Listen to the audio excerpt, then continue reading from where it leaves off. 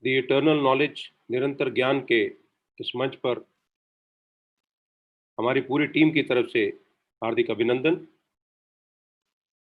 और आपसे रिक्वेस्ट करते हैं कि कृपया करके आराम से बैठ जाएं। अगर मोबाइल फ़ोन किसी के पास में है तो उनको म्यूट कर दें और ऐसे स्थान पर रखें जहां पर आपका ध्यान उनकी तरफ ना जाए। अगले एक आधे घंटे तक ये समय आप अपने आप को दीजिए और बाकी चिंताओं को छोड़ दीजिए। तो चलिए आगे बढ़ते हैं।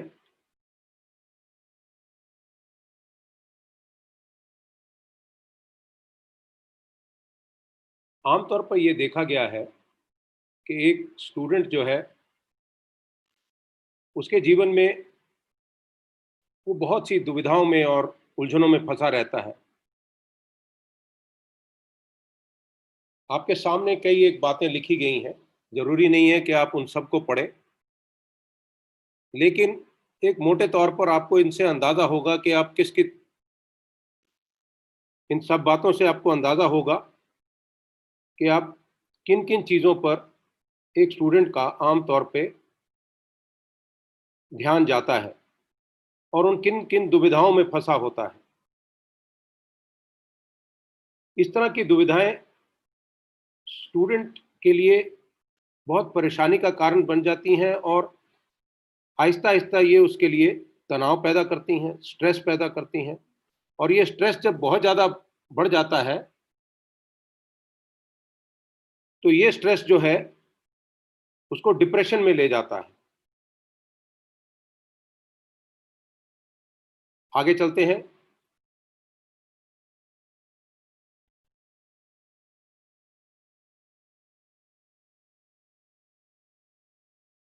कृपया स्लाइड को आगे बढ़ाएं।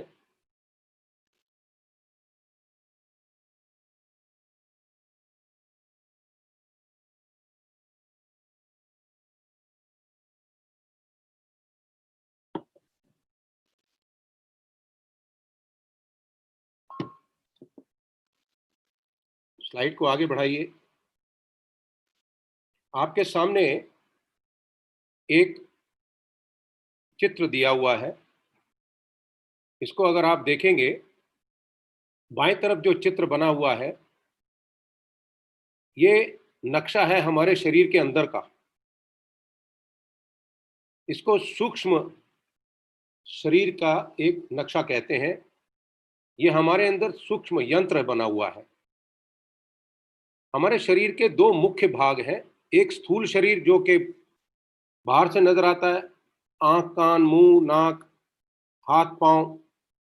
और दूसरा है जो हमें नजर नहीं आता, वो ये आपके सामने दिया हुआ है। इसके चार मुख्य भाग हैं, तीन नाड़ियां हैं। इनके बारे में हम, चार भागों के बारे में हम मोटे तौर पर आज जानकारी लेंगे। आगे के सेशन में हम आपको इसको डिटेल में और समझाएंगे। ये तीन नाड़ियां हैं। बाएं से देखेंगे नीले रंग की ये ईड़ा नाड़ी है। राइट साइड में जो है वो पिंगला नाड़ी है और मध्य में जो है इसको हम सुषुम्ना नाड़ी कहते हैं। 7 चक्र हैं नीचे से लेकर के ऊपर तक दिए गए। इनको अंकित किया गया है 1 2 3 करके। ये 7 चक्र हैं। हमारे हृदय में परमात्मा का प्रतिबिंब है जिसको हम आत्मा कहते हैं। और रीढ़ की हड्डी के नीचे में एक आप इन्वर्टेड ट्रायंगल देखेंगे। इसके अंदर में कुंडलिनी है, एक कॉइल्ड अप एनर्जी है जिसको हम कुंडलिनी कहते हैं। ये वो शक्ति है या वो शक्ति का अंश है जो कि हमारे चारों तरफ फैली हुई ऐसी शक्ति जो कि समस्त सृष्टि को और हर कण को वो चलायमान करती है या उसको ऊर्जा प्रदान करती है। ये उसी का अंश हमारे अंदर में रीढ़ की हड्डी के नीचे इन्वर्टेड ट्रायंगल में है। ये जो नाड़ियां हैं हमारे लेफ्ट और राइट साइड पे, जैसे कि ईड़ा नाड़ी, इसके अपने गुण हैं। ये हमारे जो जीवन बीत गया उसको दर्शाती है, हमारे में शुद्ध इच्छा प्रदान करती है, हमारे में भाव पैदा करती है, प्रेम की भावना पैदा करती है। हमारे को साथ के साथ में हम जो कर्मकांडी बन जाते हैं वो भी यहीं से हमारे अंदर वो पैदा करती है। और बहुत ज़्यादा इस तरफ झुकाव करने वाला व्यक्ति जो है वो अपने आप को तकलीफ में डालना शुरू कर देता है, जिसकी प्रवृत्ति बहुत ज़्यादा बाएं तरफ झुकाव की हो जाती है। उसको हम सहज योग में बोलते हैं कि ये ज़्यादा लेफ्ट साइडेड हो गया है। इसके विपरीत सामने की तरफ में जो पीले रंग से दिखाई गई है उसको पिंगला नाड़ी कहते हैं, ये राइट चैनल कहलाती है। ये ज़्यादातर भविष्यवादी लोग जो ज़्यादा भविष्य की प्लानिंग करने में लगे रहते हैं या ज़्यादा फिजिकल एक्टिविटी करते हैं, बहुत शारीरिक परिश्रम करते हैं, वो लोग।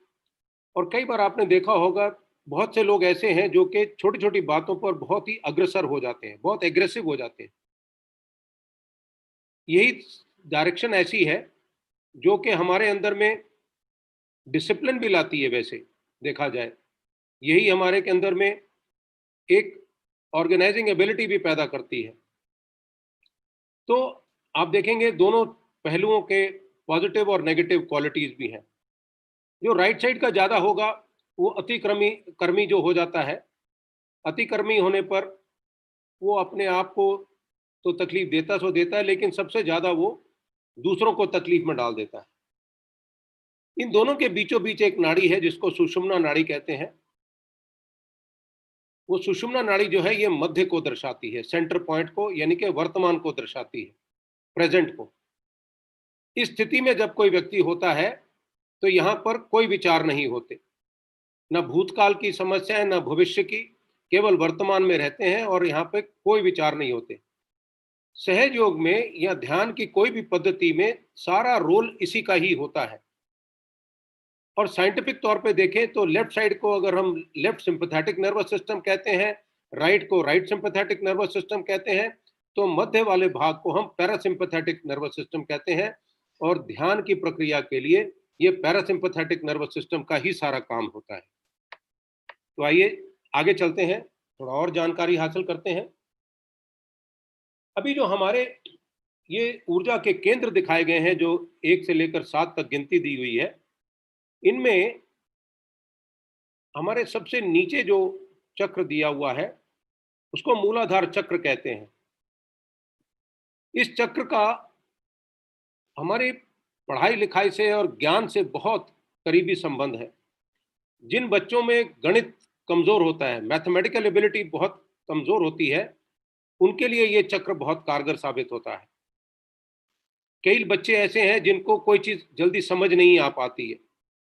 वो मान लीजिए ऐसा भी कई बार होता है कि एग्जाम में वो क्वेश्चन क्या पूछा गया है उसको ठीक तरह से समझ नहीं पाते हैं, इंटरप्रेट नहीं कर पाते हैं। वो इस चक्र की कमजोरी से होता है।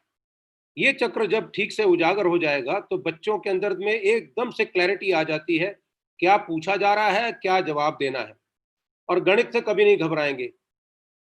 यही चक्र जो है, इसके उजागर होने से हम लोगों को और बहुत सी अच्छी क्वालिटीज मिलती हैं, लेकिन हमारे में शुद्धता, अबोधिता, इन सब का विकास होना शुरू हो जाता है। आगे चलते हैं, अगले चक्र के बारे में जानते हैं। Next slide please. अगला चक्र जो है वो स्वाधिष्ठान चक्र कहलाता है। हम जीवन में क्या करते हैं, किस तरीके से करते हैं, हमारी क्या काबिलियत होती है, हमको किस चीज में ज्यादा रुझान है, हम ज्यादा कलात्मक हैं या ज्यादा हम फिजिकली किसी और को किसी काम को करने की काबिलियत रखते हैं, ये सारा इस चक्र की स्थिति पर निर्भर करता है। सहज योग की खूबी ये है कि जब ये चक्र उजागर हो जाता है, एक स्टूडेंट जो है, पढ़ाई लिखाई करने वाला बच्चा, पहली बात तो उसको कोई सब्जेक्ट मुश्किल नहीं लगता, हर सब्जेक्ट में वो निपुण हो जाता है। थोड़ा पढ़ने पर उसको सारी की सारी उसकी ग्रैस्पिंग पावर बहुत तेज हो जाती है, बहुत जल्दी वो समझ लेता है किस सब्जेक्ट के बारे में बोला जा रहा है, और उसकी इंटरप्रिटेशन तो ठीक हो जाती है मूलाधार चक्र के कारण से, लेकिन यहाँ पर उसकी एप्लीकेशन भी वो ठीक से समझ लेता है। उसका चित्त जो है, अटेंशन जो है, बिल्कुल बरकरार रहती है, वो भटकता नहीं है उसका जो चित्त है। वो ठीक तरह से फोकस कर पाता है, वो कंसंट्रेट कर पाता है। किसी एक काम को बच्चा कर रहा होगा तो उसी काम की तरफ वो संलग्न रहेगा, ना कि एक काम को करते वक्त किसी दाहिने बाएं किसी और चीज के बारे में नहीं सोचेगा। इसीलिए ये चक्र का होना, उजागर होना बहुत कारगर साबित होता है। आगे चल के किस प्रकार का वो प्रोफेशन करेगा, फौज में जाएगा, पुलिस में जाएगा, एडमिनिस्ट्रेटिव सर्विसेज में जाएगा, इंजीनियर बनेगा, डॉक्टर बनेगा, क्या बनेगा जीवन में, एक कलाकार बनेगा, वो इस चक्र के की स्थिति पर निर्भर करता है। ये चक्र की एक खूबी क्या है कि हम जो भी कुछ खाना पीना करते हैं, ये हमारे अंदर में फैट पैदा करता है। और ये फैट किसको सप्लाई करता है? अगर आप देखेंगे, ये नाड़ी इधर से निकल रही है जो राइट साइड वाली, ये नाड़ी उस फैट को हमारे दिमाग को देती है, दिमाग को ऊर्जा सप्लाई करती है। इसके बारे में आगे चल के हम और जानकारी लेंगे फिर किसी दिन। अगले चक्र पर चलते हैं, मणिपुर चक्र। अब ये मणिपुर चक्र जो है, ये हमारे अंदर में तृप्ति पैदा करता है, हमारे अंदर आंतरिक शांति देता है। हम अपने चारों तरफ जो संसार है, हमारे वातावरण है, हम उसके साथ में एक रूप हो जाते हैं। हम कभी भी विचलित नहीं होते और अपने चारों तरफ के माहौल को देख करके हम घबराते नहीं हैं। जीवन में हम कभी ये दोष नहीं देखते चीज़ों में, अपने आप में, अपने वातावरण में। हमारी वो कंप्लेनिंग नेचर नहीं रहती कि हम वो कंप्लेंट नहीं करते हैं। और उसमें अ, ये जो अपने साथ में हमारे अंदर में जो भी काबिलियत है, वो ऐसी पैदा होनी शुरू हो जाती है कि हम पूरा संतुष्ट होना शुरू हो जाते हैं। जो भी कुछ कर रहे हैं हम उससे तृप्त हो जाते हैं, संतृप्त हो जाते हैं। हमारे में कोई भी लालच नहीं रहता, कोई भी हमारे अंदर में पारिवारिक समस्याएं नहीं हमारे को सताती हैं।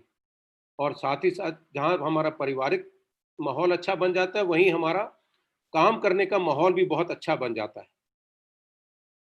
इसके आगे चलते हैं।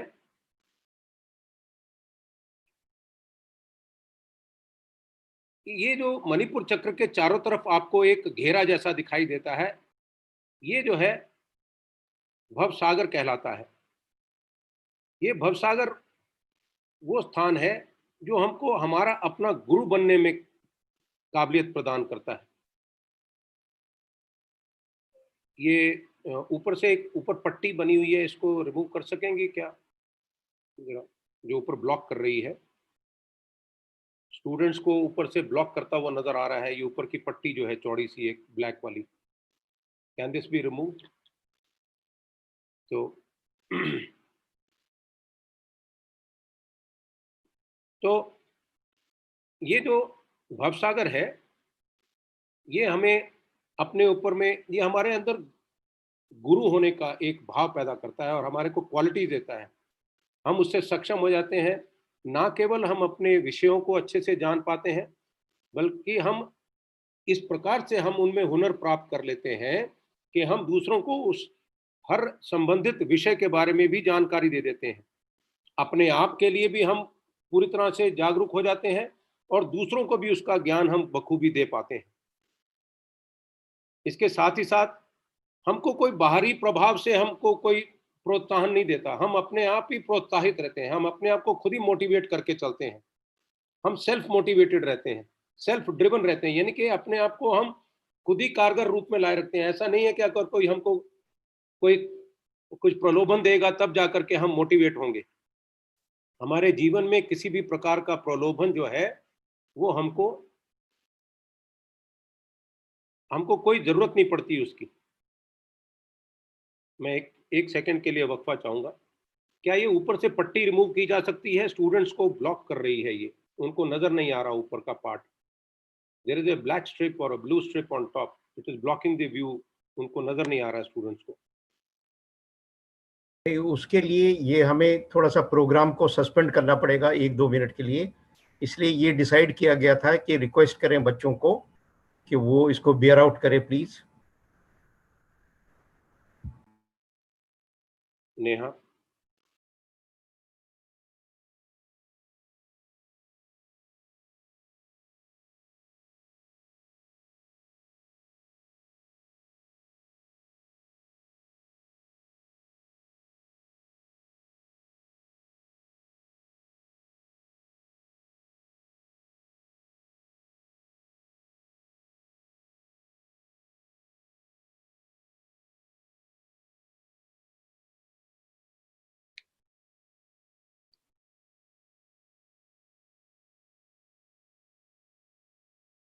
सिर्फ छोटा सा वक्फा दीजिएगा, अभी आपके साथ वापस जुड़ते हैं। अभी ठीक दिखाई दे रहा होगा सबको? तो चलिए आगे बढ़ते हैं। ये हम लोग जो भवसागर की बात कर रहे थे कि हम ये जान चुके हैं कि हम अपने ऊपर में और अपने चारों तरफ के माहौल पर पूरी तरह से कंट्रोल कर पाते हैं, और इसीलिए हम स्वयं के गुरु भी बन जाते हैं। इसके ऊपर जो एक चक्र है वो हार्ट चक्र कहलाता है, यानी कि हृदय चक्र, अनहत भी कहलाता है, जिसको हम हिंदी में संस्कृत में अनहत कहते हैं। ये जो चक्र है अनहत, ये हमको सुरक्षा प्रदान करता है और हमारे में हमको कॉन्फिडेंस देता है। हम अपने आप पे बहुत भरोसा करते हैं, पूरे विश्वास के तौर पर हम अपनी कार्रवाई करते हैं, जो भी कुछ काम करेंगे पूर्ण विश्वास से करेंगे हम। ये चक्र जिसका बहुत मजबूत होता है, बिल्कुल निडर होगा, बेखौफ होकर के किसी भी काम को करेगा। कभी भी कहीं भी सबके सामने खड़े होकर के एक स्टूडेंट को क्लास में बोलना है, अपने ऊपर पूरे विश्वास से वो बोलेगा। अगर ज्यादा बड़ी गैदरिंग है, मान लीजिए पूरे स्कूल का क्राउड है, उसके सामने भी खड़े होकर के पूरी तरह पूरे विश्वास से बोलेगा। जिस विषय पर बोल रहा है या बोल रही है वो बच्ची, वो बिल्कुल विश्वास के साथ बोलेगी। कोई भी किसी भी तरह के डिबेट और डिक्लेमेशन कॉन्टेस्ट या कोई और कॉम्पिटिशन है, उनमें बखूबी बोलेंगे बच्चे। कभी भी उनको किसी चीज का भय नहीं होगा, उनके अंदर में आत्मविश्वास की कमी नहीं होती। इसके आगे चलते हैं।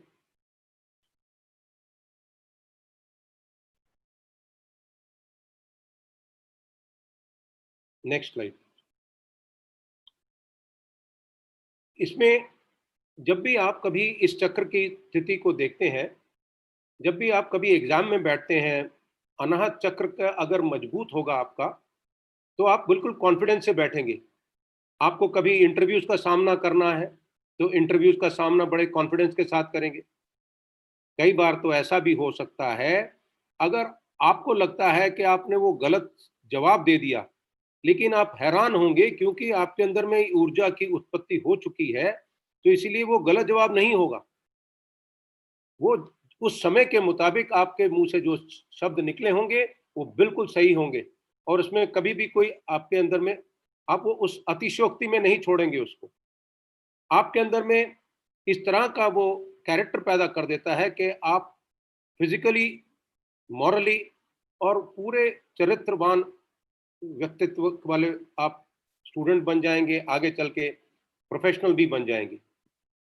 आप दूसरों का सम्मान करने वाले बनते हैं, स्वयं का सम्मान करते हैं, और एक बहुत ही विशाल और मजबूत हृदय वाले व्यक्ति बनते हैं, जो कि किसी भी प्रकार से मुश्किल के मुश्किल कामों को बखूबी निभाने का व्यक्तित्व लेकर के चलता है। इसके ऊपर चक्र आता है विशुद्धि चक्र। विशुद्धि चक्र हमारे को ऐसी काबिलियत देता है कि हम बहुत अच्छे वक्ता बन जाते हैं, बोलने में हमारी काबिलियत बहुत अच्छी हो जाती है। अच्छे वक्ता होने का मतलब ये नहीं है कि हम कड़वे शब्द बोलें या कठोर वाणी में बोलें। अच्छा वक्ता वो होता है जो विनम्र भाव से मधुर लहजे में बात करते हुए अपनी बातों को बहुत सुंदर तरीके से दूसरों को पेश करता है। ये भगवान श्री कृष्ण एक हमारे लिए बहुत अच्छा उदाहरण है इस चीज के लिए। और आगे चल के इसके बारे में और भी जानिएगा। हमारी ये काबिलियत हो जाती है कि हमारी भाषा जो है, लैंग्वेज जो है, बहुत ही पोलाइट हो जाती है, हम कड़वे शब्द नहीं बोलते।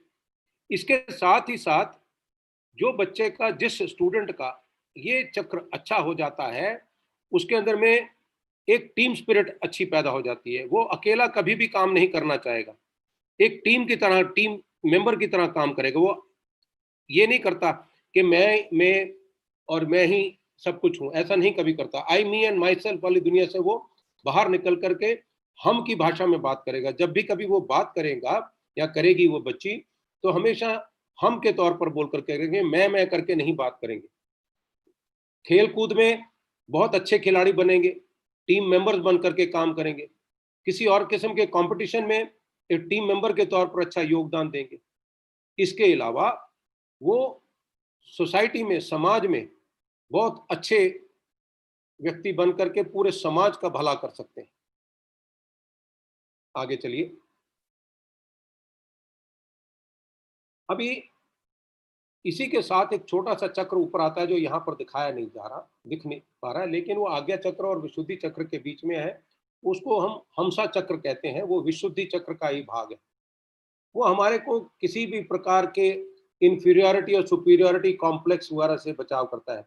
साइकोलॉजिस्ट के परिभाषा में कोई इस तरह के कॉम्प्लेक्सेस नहीं होते हैं, बट फिर भी एक आप लोगों का ध्यान उस तरफ ले जाने के लिए कि कई बच्चों में ऐसे भाव आ जाते हैं, वो अपने आप को दूसरों से कम समझते हैं और हमेशा समझते हैं कि कमजोर है। जिस बच्चे के अंदर ये हृदय चक्र यानी कि अनाहत चक्र, विशुद्धि चक्र और ये हमसा चक्र अच्छी तरह से उजागर हो जाते हैं, तो वो बच्चा कभी भी निसंकोच भाव से क्लास में खड़े होकर के और कहीं पर भी खड़े होकर के अच्छे तरीके से बात कर सकता है, बोल सकता है, और किस वक्त क्या कहना है इसकी समझ भी उसको पूरी तरह से आ जाती है। उसके ऊपर में अपने साथी संगी साथियों का किसी का कोई दबाव नहीं रहता, किसी प्रकार के उसके अंदर में ईर्ष्या की भावना नहीं आती है। उसको कभी भी ऐसा किसी प्रकार का वो जिसको कहते हैं ना वो गिल्टी फीलिंग नहीं आती है। कभी भी ये नहीं सोचता कि उसने ये गलत काम कर दिया और अपने आप को दोषी नहीं ठहराता। वो बहुत कॉन्फिडेंस के साथ काम करता है। इसके ऊपर का चक्र जो है वो आज्ञा चक्र कहलाता है। आज्ञा चक्र हमको वो स्थिति देता है कि फिर हमारे मस्तिष्क में बिल्कुल क्लियर रहता है कि हमारे विचार, हम अपने विचारों को बिल्कुल एक सुचारू रूप से चलाते हैं। आपने कई बार देखा होगा बहुत से लोगों में हमारे में ये ऐसी स्थिति पैदा हो जाती है कि हम विचारों के अंदर उलझे रहते हैं। अनगिनत किस्म के विचार आते हैं, लेकिन अनगिनत किस्म के विचार जो हैं एक प्रकार के हों तो समझ में आता है, लेकिन वो विषय भी परिवर्तित होता रहता है। अगर एक बार हम एक समय के लिए हम मैथमेटिक्स की बात कर रहे होंगे तो सडनली किसी व्यक्ति विशेष के ऊपर चित्त चला जाएगा, अरे उसने मेरे साथ ये किया। वहां से हट करके कहीं और चला जाएगा, वहां से हटकर फिर खेल कूद पर चला जाएगा, वहां से हट करके किसी वीडियो पर या फिल्म पर चला जाएगा। जब ये चक्र उजागर हो जाता है, पहली बात तो उस बच्चे के अंदर या उस स्टूडेंट के अंदर वो क्लैरिटी आ जाती है, बिल्कुल क्लियर हो जाता है। और इसका महत्व कहाँ आता है? इसका सबसे बड़ा महत्व ये है जिस समय हम 10th स्टैंडर्ड और बाद में 12th स्टैंडर्ड और उसके बाद में हमको जब अपने प्रोफेशन का चुनाव करना पड़ता है, हमें कोई दिक्कत परेशानी नहीं होती। बिल्कुल क्लियर दिमाग से हम कुछ भी चीज़ का चुनाव कर सकते हैं। सब्जेक्ट की सिलेक्शन, प्रोफेशन की सिलेक्शन और किस प्रकार से हमने किस काम को करना है उसकी भी क्लैरिटी। और हम एक रूप हो जाते हैं अपने समस्त वातावरण के साथ। हमको कभी भी कोई किसी बात की चिंता या परेशानियां नहीं रहती हैं। हम बेहद ही मुश्किल से मुश्किल परिस्थितियों में भी हम अपने आप को, जैसे फौज में आज आप देखते हैं लद्दाख जैसी जगह पर फौज लड़ाई लड़ रही है या युद्ध जैसी स्थिति जब पैदा होती है, जो लोकल कमांडर होते हैं उसको चंद सेकंड में ठीक डिसीजन लेना होता है। जिस व्यक्ति का ये चक्र बिल्कुल ठीक से काम कर रहा होगा, ये और हमसा चक्र जब ठीक से काम कर रहा होता है तो वो एकदम बिल्कुल क्लियर कट इंस्ट्रक्शन देगा जिससे कि उसको ठीक रिजल्ट मिलता है। और ये काबिलियत एक और हमारे में दे देता है, इसी चक्र और साथ के साथ ही हमसा चक्र के कारण हमारे में ये काबिलियत हो जाती है। अगेन मैं फौज का एक उदाहरण लेता हूँ कि एक सीनियर कमांडर होता है, चाहे वो किसी भी लेवल पर हो, उस कमांडर को ही जज बनना पड़ता है, वही वकील भी होता है किसी का, वही उसका जज भी होता है, वही उसको सजा भी सुनाता है। तो ये profession, military profession, IAS IPS अफसर बनना, जुडिशरी के लिए, इन सब चीज़ों के लिए हमसा चक्र और आगे चक्र अगर हमारे में ठीक बैलेंस की स्थिति में होगा तो बहुत हमारे लिए कारगर साबित होता है। और सबसे बड़ी बात कि हम आसानी से भूल सकते हैं उन चीज़ों को जिनकी ज़रूरत नहीं है जीवन में याद रखने की, जो हमारे पर दिल और दिमाग पर बोझा डालती हैं, उन चीज़ों को हम आसानी से इधर भूल सकते हैं। और सबसे बड़ी बात कि ये चक्र हमारे को अहंकार से बचा के रखता है और प्रति अहंकार से बचा के रखता है। सबसे ऊपर वाला चक्र जो है वो सहस्त्रार कहलाता है। सहस्त्रार यानी कि सहस्त्र नाड़ियां यहाँ पर खुलती हैं, पंखुड़ियों के रूप में नजर आती हैं। ये हमारे को एक पूरी समग्र पर्सनालिटी देता है, ऐसा व्यक्तित्व देता है जो कि हम पूरे समग्र इंसान कहलाएंगे। ऐसा व्यक्ति जिसका ये चक्र खुल जाता है और हर क्षण हर पल उसका चित्त जब इधर लगा रहता है, तो इतने सुंदर व्यक्तित्व वाला वो बन जाता है कि लोग उसके उसके परामर्श को, उसकी काबिलियत को देख देख करके मंत्रमुग्ध हो जाते हैं और उसको ही हमेशा चाहते हैं कि वो उनका मार्गदर्शन करे, उनके टीम का मेंबर भी बने और वही लोगों को, समाज को या किसी देश को, किसी संस्था को सुचारू रूप से चलाने वाला व्यक्ति बन जाता है। इन सब चीजों के बारे में हम आगे चल के और भी जानकारी हासिल करेंगे अगले सेशंस में। आगे चलते हैं। अब जिस समय हमारे अंदर ये आगे सामने आपके पॉइंट्स लिखे हैं, जब एक बार हमारे को आत्म साक्षात्कार मिलता है, जो कि कार्रवाई आज आपके साथ होने जा रही है, आपको जरूरी नहीं है कि ये सारे पॉइंट्स पढ़ने हैं, ये आपके रेफरेंस के लिए हैं। आगे चल के हम इन पे काम करेंगे, बातचीत भी करेंगे। लेकिन आप देखिएगा कि ये जो तकरीबन 18-19 क्वालिटीज है, सिर्फ यहीं तक सीमित नहीं है। ये तो ऐसे मोटे तौर पर जो चीजें एकदम से समझ में आती हैं वो आपके सामने लिखा, लेकिन ध्यान में रखने वाली बात आपके स्तर पर यह है कि आप एक ऐसे स्टूडेंट बन जाते हैं, ऐसे विद्यार्थी बन जाते हैं, वो हमेशा एक सुचारू रूप से हर चीज में काम करेगा और किसी भी सब्जेक्ट के में बहुत ही माहिर हो जाएगा और एक दिशा निर्धारित करके वो चल सकेगा। वो दिशा विहीन बच्चों की तरह काम नहीं करेगा, बिल्कुल फोकस तरीके से और सीधी दिशा में वो काम करने वाला बनेगा। स्टूडेंट्स के बीच में मार्गदर्शन करने वाला व्यक्तित्व प्राप्त करता है और इतना ही मोटिवेटेड होगा कि वो उसको बाहर से कोई लुभावन देने की जरूरत नहीं है कि तुमको ये दे दिया जाएगा, ज्यादा मार्क्स दे देंगे तब तुम ये कर लो या वो कर लो। वो खुद ही अपने आप को ड्राइव करता है। उसके अलावा वो दूसरे स्टूडेंट्स को भी ड्राइव करने की काबिलियत रखेगा। आगे चलते हैं। आपके सामने जो तस्वीर दिखाई दे रही है, ये श्रीमाता जी निर्मला देवी जी की तस्वीर है। इन्होंने सहयोग की संस्थापना करी आज से तकरीबन 50 साल पहले, 5 मई 1970 को। उससे पहले श्रीमाता जी, इनका पूरा नाम श्रीमाता जी निर्मला देवी इनको कहते हैं। इनका नाम डॉक्टर निर्मला श्रीवास्तव भी इनको कहते हैं। ये शारीरिक रूप से अब इस संसार में नहीं है, लेकिन खूबी की बात यह है कि इनके जाने के बाद में इनके द्वारा दिए गए इस दिव्य ज्ञान को, इस विद्या का इतना ज्यादा प्रचार हो गया पूरे समस्त संसार में कि लोग हैरान हो जाते हैं कि कितना सहज और कितना सरल है इस चीज को प्राप्त करना। इन्होंने किया क्या था, ये जानना जरूरी है। इन्होंने एक ऐसी प्रक्रिया शुरू करी। इन्होंने देखा कि लोग बहुत अपने जीवन में परेशान रहते, हर क्षण हर पल वो परेशानी में जूझते रहते। इन्होंने कहा कि जब हर व्यक्ति का एक व्यक्तित्व, इतना सुंदर व्यक्तित्व है, उसको क्यों परेशानी हो। तो उन्होंने नारगोल में एक बार ध्यान कर, उन्होंने बहुत मेहनत करी जीवन में, अपने पूरे जीवन काल में बहुत मेहनत करी। आज़ादी की लड़ाई में भी इन्होंने छोटी उम्र में काम लिया, भाग लिया, महात्मा गांधी जी के साथ रही, वो बहुत काम इन्होंने किए। तो ये अपने जीवन काल में इन्होंने समस्त संसार का दौरा किया, अनेकों देशों में गई और उन्होंने सबको ये ज्ञान प्रदान किया कि आपको केवल इच्छा मात्र करनी है। अपने हृदय से केवल शुद्ध इच्छा आप जाहिर कीजिए कि आपको अपने अंदर की शक्ति को उजागर करना है और सत्य को आप जानना चाहते हैं। अब सत्य ऐसा बन गया है हमारे इस युग में, हर एक की परिभाषा ही अलग बन गई है सत्य की। लेकिन असली में देखा जाए, साइंटिफिकली भी अगर हम बोलें, तो सत्य तो अपनी जगह पर स्थित प्रज्ञ है, उसको तो कोई हिला नहीं सकता, वो अडिग है।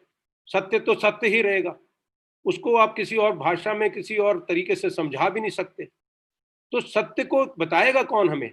तो उन्होंने ऐसा किया कि हमारे अंदर जो ये शक्ति, जिसका हमने चित्र पहले आपको दिखाया था कि त्रिकोणाकार रस्सी में एक कुंडलिनी माँ है हमारी, जो जन्मों से हमारे साथ चलती आ रही हैं, ये जब हमारे अंदर उजागर हो जाती हैं तो ये हमें हमारे अपनी असलियत के बारे में बताती हैं कि हम क्या हैं। हम ये हमारा जो शारीरिक रूप है ये नहीं है, हमारा जो नाम है, जो भी कुछ नाम होगा हमारा, हमारा जो हमारी जाति वाति, जिस समाज में रहते हैं, ये सब कुछ नहीं है। हम असली में हैं क्या, हम केवल एक आत्मा है और पवित्र हैं। आत्मा कभी भी दूषित नहीं हो सकती, दोषित नहीं हो सकती, वो बिल्कुल पवित्र होती है। ये पहला सत्य है कि हमारे अंदर ये शक्ति है जिसको उजागर किया जा सकता है केवल मात्र शुद्ध इच्छा से। दूसरा सत्य ये है कि हम एक पवित्र आत्मा है, और तीसरा सत्य ये है, ये हर एक को प्राप्त होगा।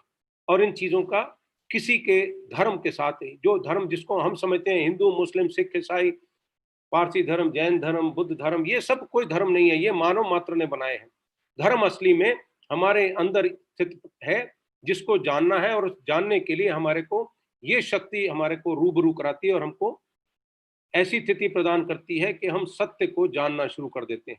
और सबसे पहला सत्य हम ये जानते हैं कि ये शक्ति उजागर हो जाती है और आप महसूस करते हैं अपने हाथों पर, अपने सहस्त्रार पर, अपने ब्रह्मरंध्र पर।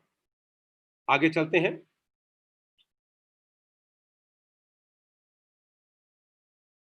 अभी आप सबसे रिक्वेस्ट है, जैसे हमने शुरू में कहा था, आज के लिए भी हमने इसको जितना संक्षिप्त हो सका बोलने की कोशिश करी है।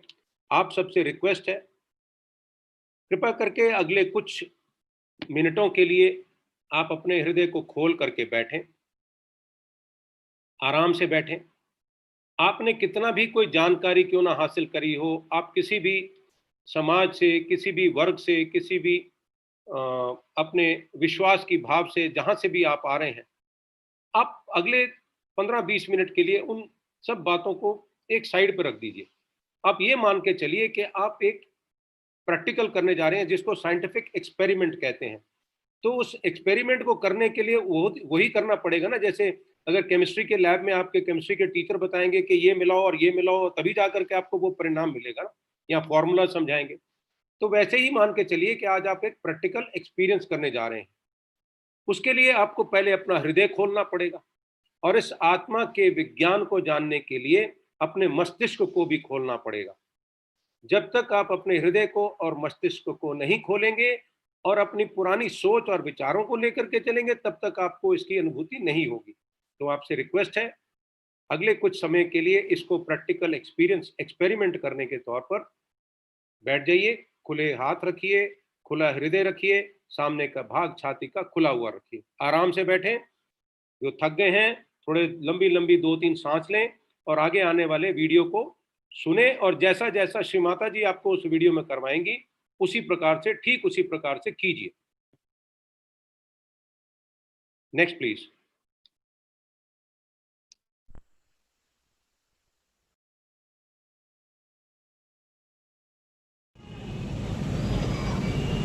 अब शांति पूर्वक सब लोग बैठना,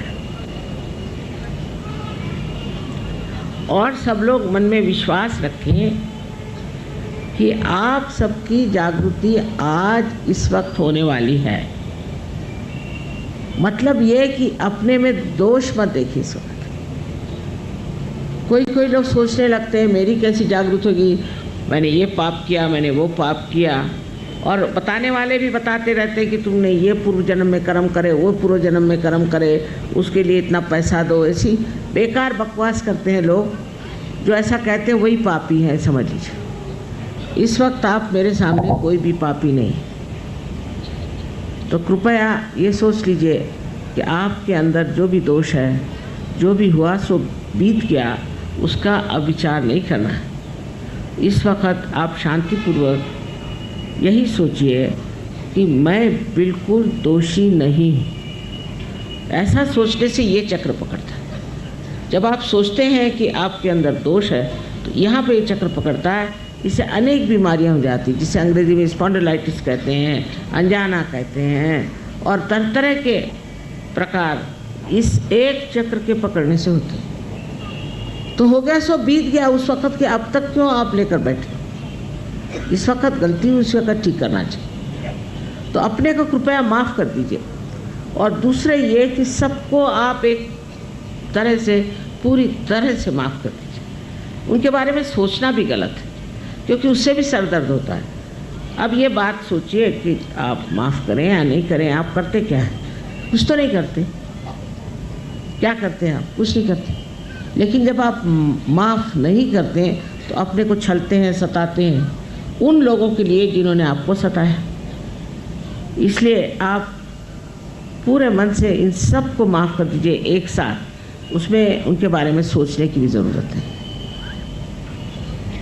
बाकी आप लोग तो एक बड़े पवित्र देश में रह रहे हैं, तो अपने इस धरती माता की पवित्रता को देखते हुए और उसका अंदाज़ रखते हुए आप लोग कृपया दोनों हाथ मेरी ओर इस तरह से करें। सब लोग थोड़ा ऊपर इस तरह से, दोनों हाथ इस तरह से, क्योंकि ये जो 5 उंगलियां हैं और 6 और 7 और 5, 6 और 7 ये हमारे चक्रों के संकेत हैं। और डॉक्टरी में इसमें इनको सिंपैथेटिक नर्वस सिस्टम के एंडिंग्स माने जाते हैं। तो आप हाथ इस तरह से रखें। इस तरह से हाथ रखने पर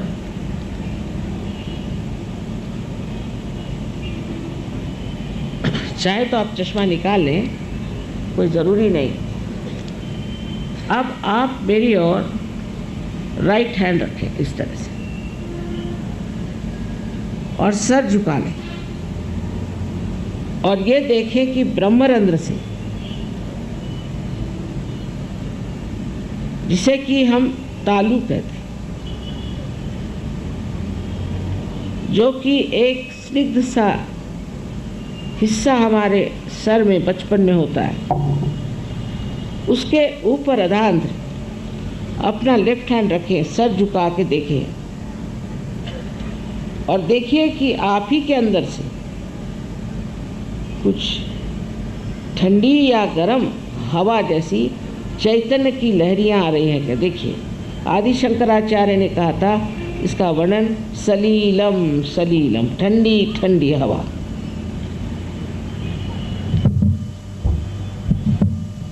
आशा आपने जूते उतार लिए होंगे और जो लोग कुर्सियों पे बैठे हैं दोनों पैर अलग कर लें, बाकी सब ठीक है। अब देखिए आ रहा है क्या चैतन्य का प्रवाह, आप ही के सर से आ रहा है क्या? अब शंका मत करिए ठंडा या गर्म। अगर गर्म है तो इसका मतलब है कि आपने अपने को क्षमा नहीं की या दूसरों को क्षमा नहीं की, तो अभी कृपया आप क्षमा करिए।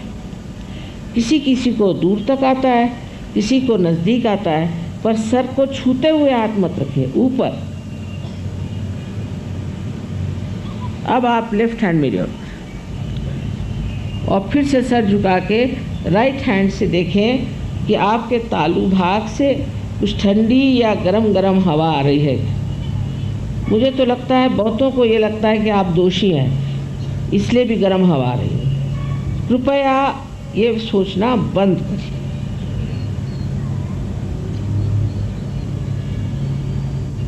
अब एक बार, आखिरी बार, फिर से राइट हैंड मेरी ओर, सब लोग करें और फिर सर झुका के लेफ्ट हैंड से देखें कि ठंडी हवा आ रही है क्या। बहुत से लोग बेकार बातें करते हैं कि कुंडलिनी जागरण से ये होता है, कुछ नहीं होता। आराम मिलता है, तकलीफ़ें जाती हैं, बीमारियां जाती हैं, मानसिक शांति मिलती है, अनेक विध शक्तियां जागृत होती हैं। ये सब ये इसलिए कहते हैं क्योंकि उनको जागृति आती नहीं है। हाँ, अब आप लोग दोनों हाथ सर की तरफ और एक प्रश्न पूछे, 3 बार एक प्रश्न पूछे कि माँ क्या ये परम चैतन्य है, क्या ये ब्रह्म चैतन्य है? मुझे माँ कहिए, श्री माता जी कहिए। मन में पूछे 3 बार प्रश्न।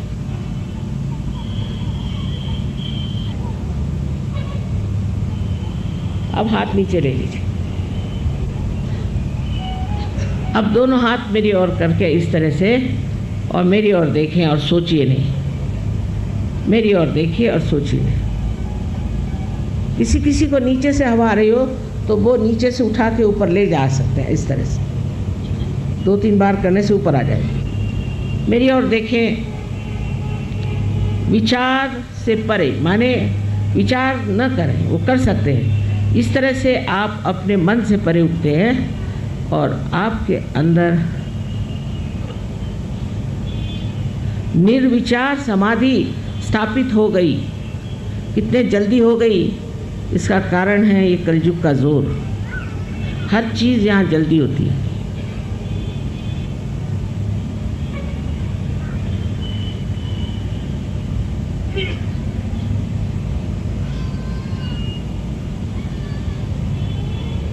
अब देख लीजिए, कोई पेड़ हिल नहीं रहा, कोई फूल हिल नहीं रहा, लेकिन ठंडी हवा आ रही।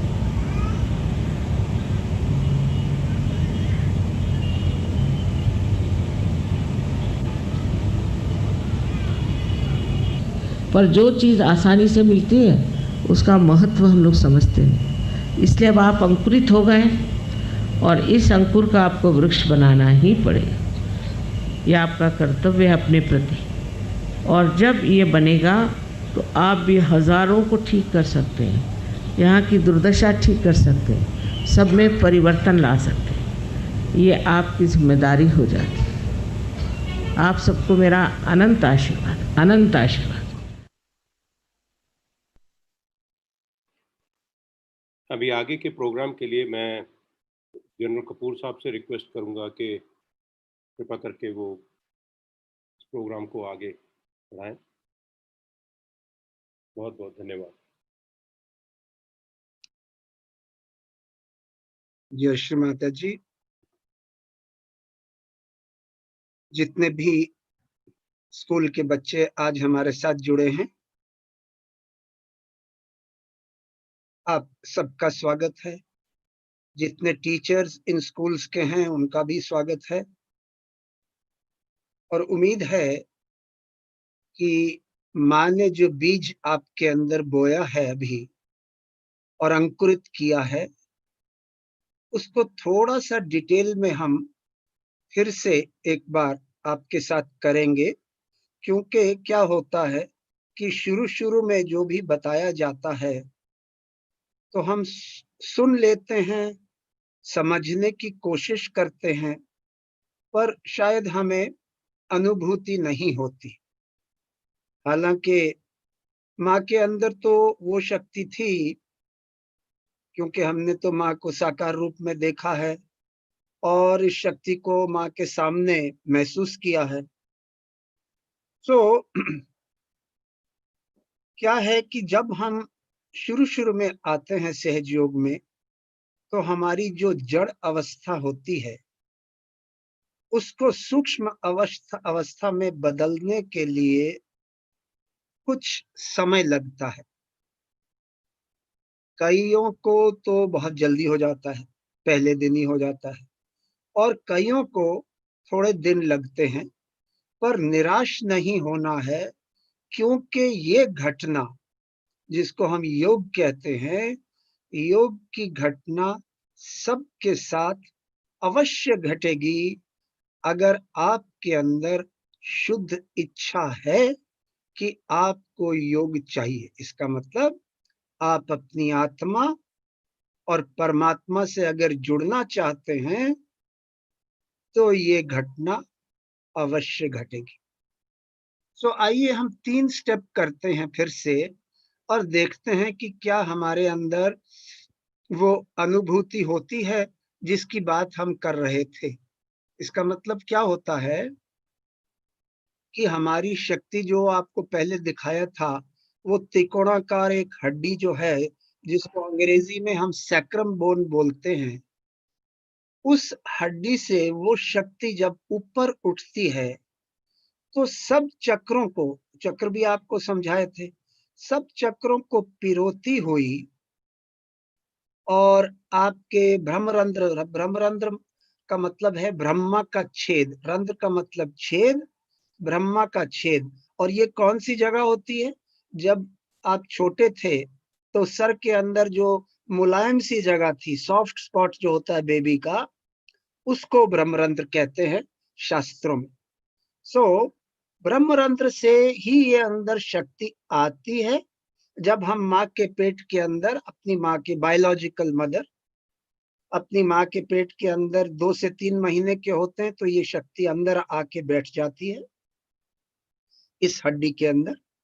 और जब हमें सदगुरु का सामना हमारा होता है, जैसे कि श्री माता जी के साथ, जब एक ऐसा गुरु आता है, सदगुरु वो, जैसे गुरु नानक जी कहते थे, सदगुरु वो जो साहिब से मिलाए, मतलब जो परमात्मा से हमें जोड़ता है, उसी को हम सदगुरु कहते हैं।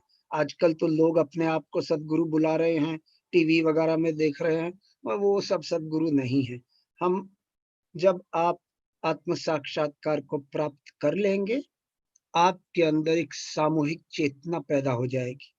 उससे आप सब समझ जाएंगे किसकी क्या हैसियत है। और जब मैं कहता हूं हैसियत, मैं आध्यात्मिक हैसियत की बात कर रहा हूं। आप अपने हाथों पर महसूस कर पाएंगे कौन कैसा इंसान है, और कौन सच बोल रहा है और कौन झूठ बोल रहा है। तो इस शक्ति की सुंदरता ही ये है कि जब ये शक्ति हमारे अंदर जागृत होती है और सब चक्रों को निरंजित करती हुई ऊपर तालु भाग से बाहर निकलती है, तो हमें परमात्मा की सर्वव्यापी प्रेम की शक्ति से जोड़ देती है।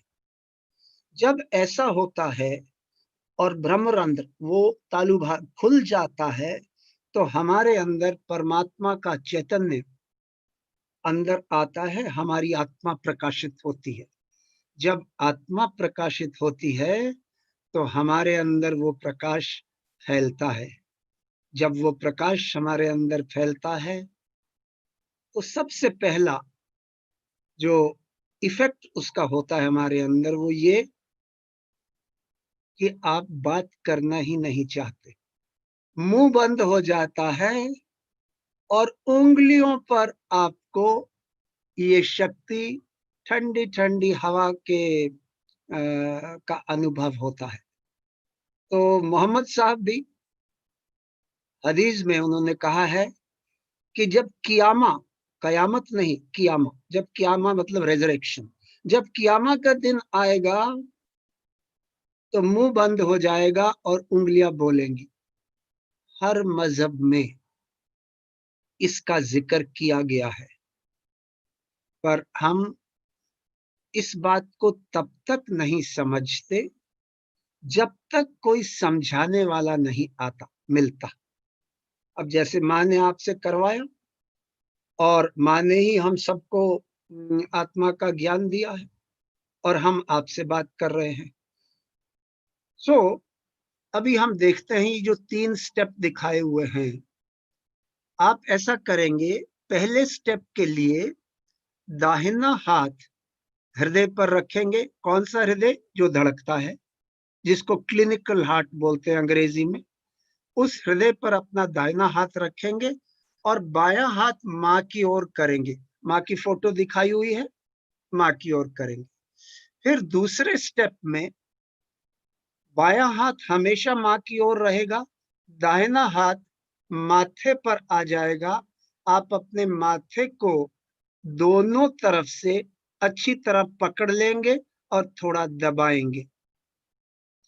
तीसरे स्टेप के लिए अगेन बायां हाथ माँ की तरफ रहेगा, दाहिना हाथ को थोड़ा तनाव देते हुए तालू पर रखेंगे, तालू भाग पर त्वचा को, स्किन को दबाएंगे, घड़ी के रुख त्वचा को घुमाएंगे, बालों को नहीं, हाथ को नहीं, बल्कि त्वचा को, मतलब जो स्किन है आपके सर के ऊपर, उस स्किन को क्लॉकवाइज घड़ी के रुख 7 बार घुमाएंगे और 7 बार मांगेंगे।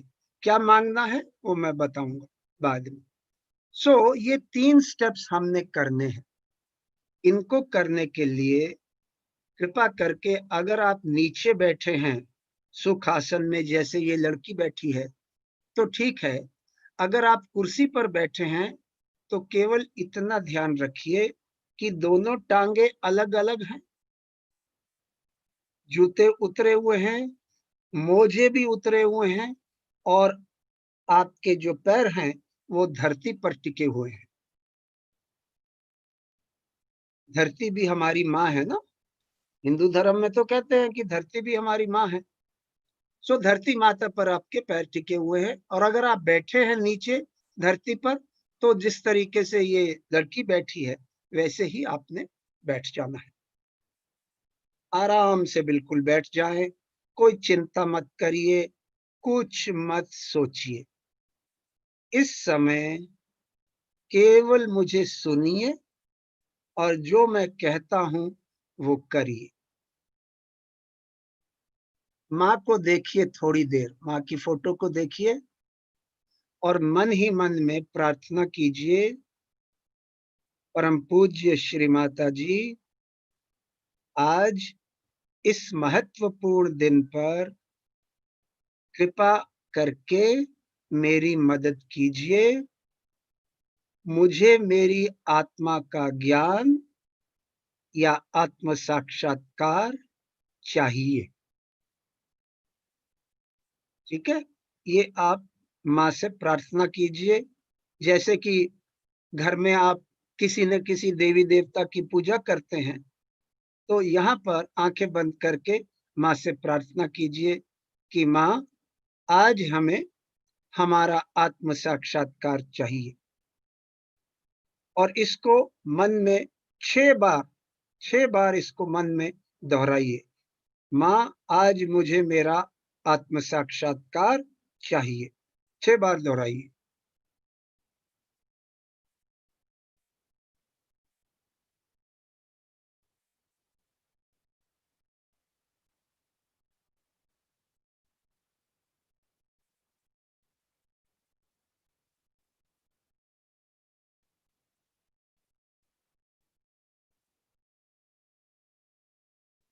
ओके, अभी बायां हाथ माँ की ओर रहेगा और दाहिना हाथ हृदय पर।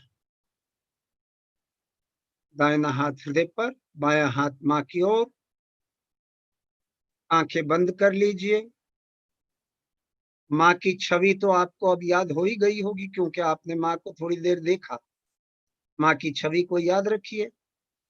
बायां हाथ फोटो की ओर, दाहिना हाथ हृदय पर, और प्रार्थना कीजिए कि माँ, आपकी कृपा से मैं एक शुद्ध आत्मा हूं। आपकी कृपा से मैं एक शुद्ध आत्मा हूं। इसको 12 बार अपने मन में दोहराइए। अगर 13 हो जाता है या 14, कोई बात नहीं, बट 12 बार इसको मन में दोहराइए कि माँ, आपकी कृपा से मैं एक शुद्ध आत्मा हूं। मैं ये शरीर, मन, बुद्धि आदि नहीं हूं, बल्कि एक शुद्ध आत्मा हूं।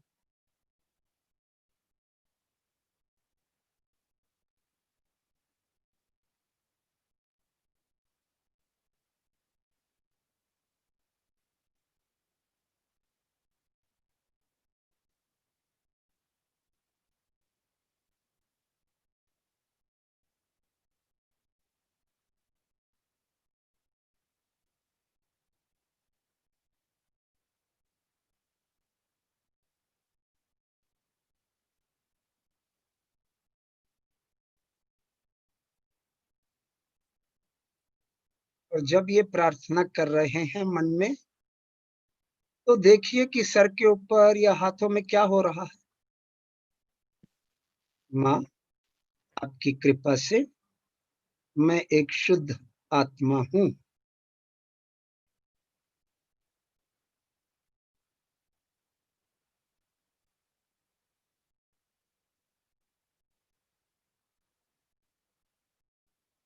चलिए, बहुत अच्छे। अभी अपना दूसरा स्टेप लेते हैं। बायां हाथ माँ की ओर ही रहेगा। दाहिने हाथ को माथे पर रखिए। माथे को दोनों ओर से थोड़ा दबाइए और यहाँ पर माँ से प्रार्थना करेंगे। माँ, आपकी कृपा से मैं सबको क्षमा करता हूँ, सबको माफ करता हूँ या करती हूँ। माँ, आपकी कृपा से मैं सबको क्षमा करता हूँ या करती हूँ। मैं अपने स्वयं को भी, अपने आप को भी क्षमा करता हूँ या करती हूँ। 2-3 बार ये प्रार्थना कर लीजिए। सबको क्षमा कर दीजिए, बिना सोचे हुए कौन है सबको क्षमा कर दीजिए और अपने आप को भी क्षमा कर दीजिए।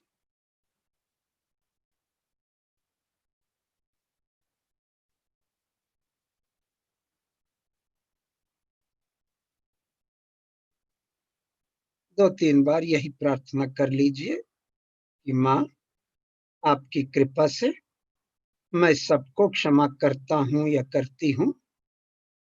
मैं अपने स्वयं को भी, अपने आप को भी क्षमा करता हूँ या करती हूँ। चलिए, अभी हम हाथ को थोड़ा तनाव देते हुए, स्ट्रेच योर हैंड, हाथ को स्ट्रेच कीजिए तनाव देते हुए। हथेली को तालू पर रखिए, तालू भाग पर। त्वचा को दबाइए और उस स्किन को घड़ी के रुख 7 बार घुमाइए और हर बार मांगिए कि माँ, कृपया मुझे मेरा आत्म साक्षात्कार दीजिए। पहले आपने कहा था मुझे चाहिए, अब आप कहिए कि माँ, कृपया मुझे मेरा आत्म साक्षात्कार दीजिए। दबाकर 7 बार घुमाइए और 7 बार मांगिए। माँ, कृपया मुझे मेरा आत्म साक्षात्कार दीजिए।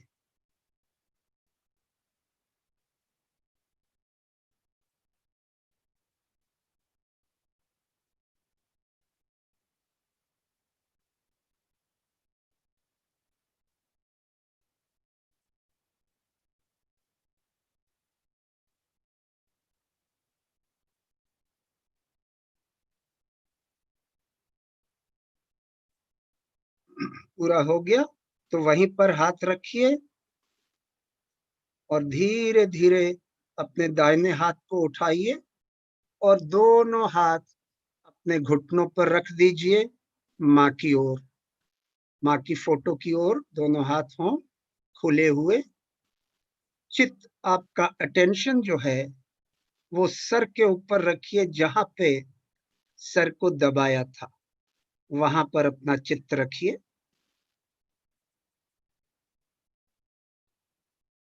और यहाँ पर माँ से प्रार्थना कीजिए,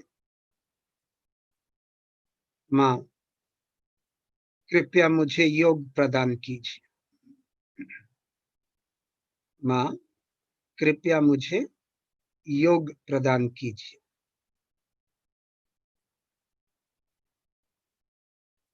इसका मतलब आप मांग रहे हैं कि माँ, कृपया मुझे परमात्मा की सर्वव्यापी प्रेम की शक्ति जो मेरे चारों तरफ है, कृपया मेरी शक्ति को इस सर्वव्यापी प्रेम की शक्ति के साथ जोड़ दीजिए।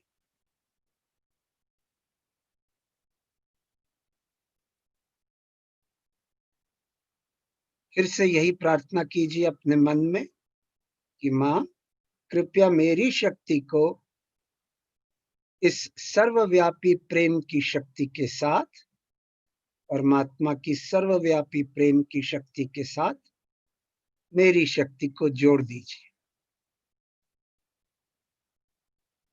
प्रार्थना कीजिए, महसूस कीजिए।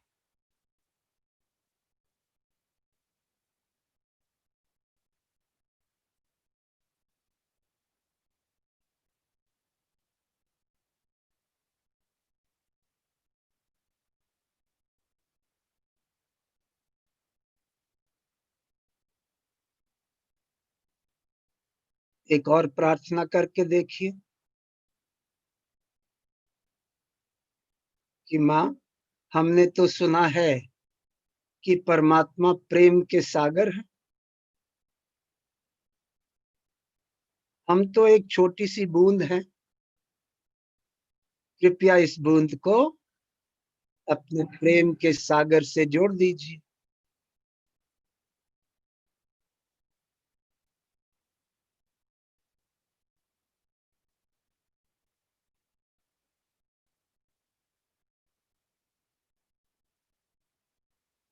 अब देखिए कि आपके अंदर क्या हो रहा है, हाथों में, उंगलियों में, सर के ऊपर अपने चित्त से, अटेंशन से चेक करिए। जब आपने प्रार्थना की कि माँ, परमात्मा तो प्रेम के सागर हैं, कृपया हमारी एक छोटी सी बूंद को इस प्रेम के सागर से जोड़ दीजिए।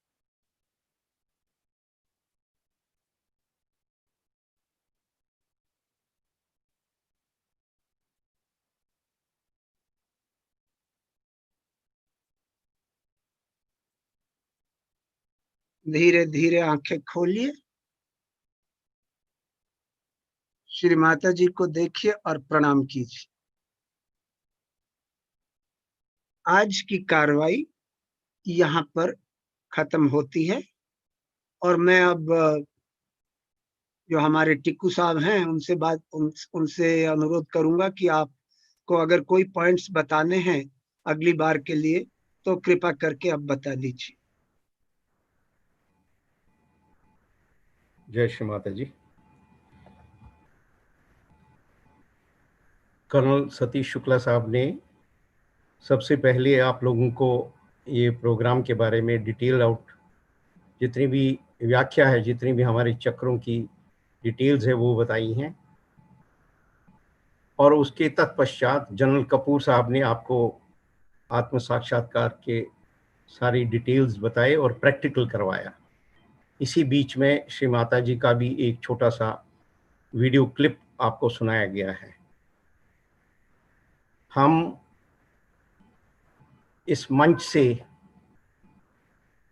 जौनपुर, प्रतापगढ़ और सिद्धार्थ नगर के जवाहर नवोदय विद्यालय के सभी बच्चों को हृदयपूर्वक प्रणाम करते हैं, धन्यवाद करते हैं, और उनके टीचर्स और खासकर उनके प्रिंसिपल्स को, जिन्होंने हमें इस प्रोग्राम को ऑर्गेनाइज करने का परमिशन दिया है, और आपके ऑर्गेनाइजिंग टीचर, उन्होंने मुझे मना किया है उनका नाम लेने से, बट हम उनके भी बहुत आभारी हैं, धन्यवाद करते हैं उनका, जिन्होंने ये कार्यक्रम ऑर्गेनाइज किया और आप तो उन तक पहुँचे हैं। तो आप सभी बच्चों से ये प्रार्थना है कि इमीडिएटली इस प्रोग्राम के ख़त्म होने के बाद आपके पास एक फीडबैक फॉर्म्स मिल जाएगा। उस फीडबैक फॉर्म्स में यस और नो में जवाब देना है। जैसा भी आपको प्रैक्टिकल किया गया आज, जैसा भी आपको महसूस हुआ, उसके हिसाब से आप उस फीडबैक फॉर्म को ज़रूर फिलअप करें और उस फीडबैक फॉर्म को वापस भेज दें जहाँ से ये आया है, और हम उसके आधार पर फिर अगले 2-3 दिनों में उसका डिटेल्ड आउट करेंगे, स्टडी करेंगे, और जैसे भी डिसीजन होगा हम आप लोगों को बताएंगे कि इसका फॉलो अप प्रोग्राम कब होगा, क्योंकि आप लोगों में से बहुत सारे ऐसे बच्चे होंगे जो इसका फीडबैक और फॉलो अप प्रोग्राम चाहते होंगे। तो आप सभी बच्चों का और टीचर्स का, प्रिंसिपल्स का एक बार फिर पुनः आपका धन्यवाद करते हैं, नमस्कार करते हैं। Thank you very much. धन्यवाद।